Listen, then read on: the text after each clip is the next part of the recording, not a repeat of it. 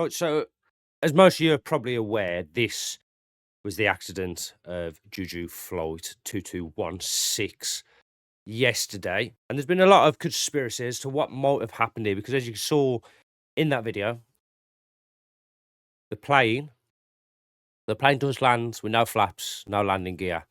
Now, so let's go over what we do know so far. This plane had to make an emergency landing on Friday. We don't know what for. Maybe the airline managers know what happened, but it did make an emergency landing on Friday. Then in the early hours of yesterday morning, this happens with an engine 2 compressor stall taken here by some locals. Now, I did make a video on this yesterday, but I didn't release it just because I wanted to see what other camera views and angles might come out. So today we have another video, and this video is this one of the plane coming into land.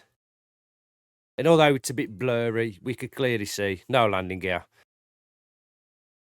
We know that was a fact. But I theorised yesterday that this plane didn't actually use the full runway to land. We'll go over that in a bit, but let's just carry on with this. Here, you could see some exhaust gases coming from engine number 2, but nothing from engine number 1. In the previous video, in this video, we go to it. We can see here that the reversers may be open here, but at the same time, could it have been friction caused by sliding along the runway? Let's just open the cowling. You know, that's where it's faulty for me, because it's really conflicting information when we know that the compression stall happened on engine 2. That was the engine the compression stall happened on. But then in this video, obviously, we can see the exhaust gases. Another thing that we noticed is the plane seems to be sort of suffering with ground effect here, so it's taken a while for it to come down. So the plane's obviously landed in this skidding, and there's only 3 points that it's touching on, which is obviously this engine, and then the aft part of the plane. So we really only have 3 points of contact. We have no flaps, we have no thrusters, and the plane is just barreling down this runway. Now, I did do yesterday a speed sort of analysis of how fast I think this plane was actually travelling, because it was coming in at some knots, and I theorised it may be 170 knots plus. But after looking at this runway being 2,800 meters, it's about 10,000 feet, give or take. On the first video I showed you, it looks like the plane comes down around here. Now, on the second video, it looks a lot further down than that. But if we do the math, and let's just say that that's a third of the runway. So if we do some maths to try and work out how quick this plane was going by the time it touched down. So I'm theorising the third of the runway is sort of been taken. We've got 2/3 of the runway left. So that's about 1,850 meters or so, which is roughly about 2 kilometers. Now, if we try and work this out, now in the video, from when it touches down to when it crashes, well, to when it gets off the end of the runway, it's about 15 seconds. So to work this out, we've got our 1 nautical mile, which is what 2 kilometers roughly translates to. In fact, we'll do this scientifically. We'll get the full nautical mileage for 2 kilometers. 15 seconds, which doesn't really do it much better, but it's coming in at 259 knots. Now, I'm not going to say that's what it is. Obviously, pilots would have tried to slow the plane down somehow. But yeah, 180 knots plus speed that it's travelling from when it touches down to when it hits the embankment is quite a strong possibility. So this is flight tracker now. So this is the ATSB data that is sent to Flight Radar. And we could see here, roughly about here is where that video is taken of where the compression stall happens.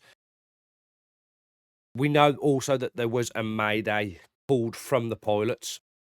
This is where they were meant to be landing on 01. So that's 01. That's runway 19.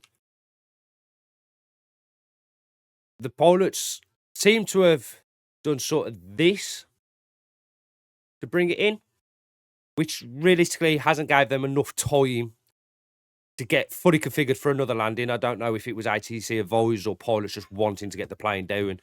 We don't really know as of yet, but it appears to me that the pilots have sort of done something like this to get the plane down. But that poses lots of questions. So we've shown you the compressor stall. So if we look on this, this is where the birds sort of migrate to. So we've got 4 locations where the birds may likely come into, where they migrate to, where they feed. And until we get more footage and more understanding of what happened, we're just not going to know. If we go from the facts that we've seen, there was definitely a compressor stall, and a local also confirmed that the landing gear was down when this compression stall happened. So most likely they were on final approach, and at the last second, something's happened to cause them to need to perform a go-around as such. So the landing gear went up. Locals also said that the plane struggled to climb, which is why we may have got this sort of action instead of this sort of action. And then from my analysis on both videos, this plane doesn't even look like engine 1 is on, but engine 2, you can see the exhaust gases right there. So to me, was this pilot confusion? Because we know engine 2 took the compression stall, but engine 1 doesn't seem to be giving any power right now. Definitely no landing gear, and we know there is no flaps. These pilots are coming down quite fast. And then at some point, they get stuck on this sort of ground effect where they can't really get the plane down. And if we just play it through, you can see the front of the plane lifting, down, sort of like a ground effect. The pilot's trying to get the plane down as safely as possible. But you can see it is quite far down this runway. And if we watch this video, the thing for me, which is first and foremost more upsetting and things to me, is in this sort of situation, I don't think you can blame the pilots for how this ended.